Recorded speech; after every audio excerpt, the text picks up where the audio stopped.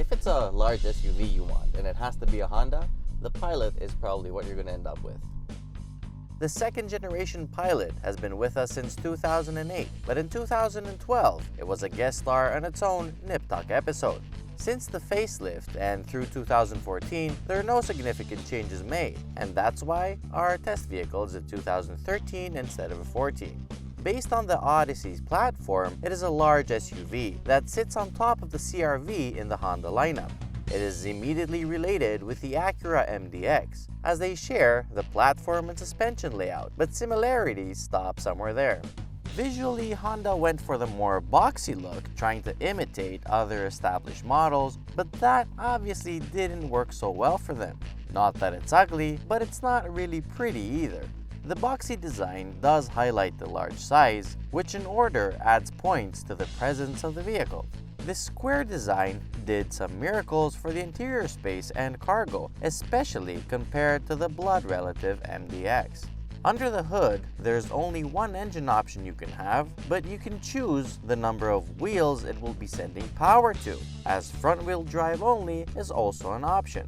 Prices start at $34,990 for an LX two-wheel drive, and the LX all-wheel drive will set you back $3,000 more. Prices top out at $48,750 for the Touring, while our EXL test vehicle was priced at $43,490.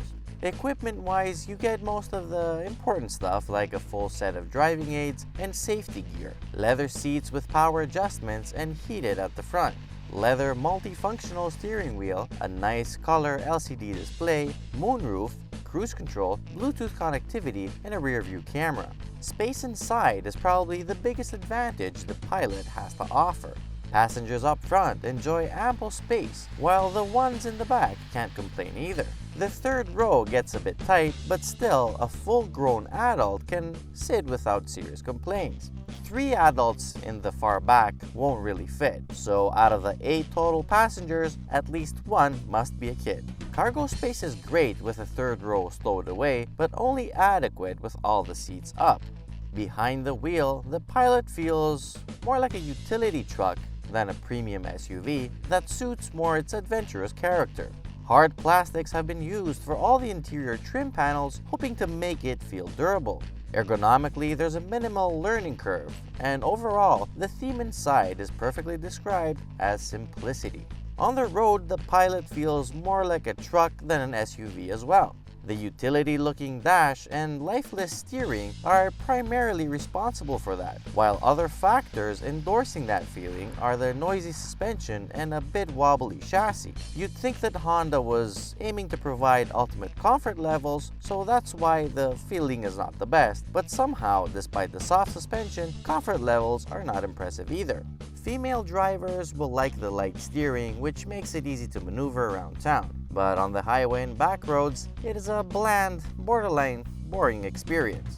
Of course, we're talking about an 8-seater here, but still, we got soul. In all fairness though, the all-around independent suspension does work pretty well, keeping the vehicle on track.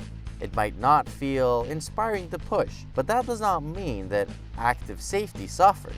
God forbid, if an abrupt move is ever required, the Pilot will do just fine. The 3.5-liter V6 engine is very refined and an audible pleasure. It revs to the reds with a smile, even though power is not its strongest point. With the active eco mode, fuel economy is acceptable and a bit better than perhaps a CX-9, as the 13.4 liters per 100 kilometers of regular unleaded combined is within class average. 0 to 100 kilometers an hour comes in 8.2 seconds, and overall the engine pulls well from low to reds with no cluttering ever appearing. The brake pedal feels like there's quite a bit of sponge behind it, especially on a cold morning. They do work well though, as from 100 kilometers an hour, the vehicle came to a complete stop in 47 meters while on winter tires. If a large SUV is what you want, and Honda reliability must be one of the features you're after, then you'll be happy owning a Pilot. I wouldn't recommend one, as it's reaching the end of its life, and next gen is probably just around the corner. But if you were to buy one, I wouldn't try to talk you out of it either.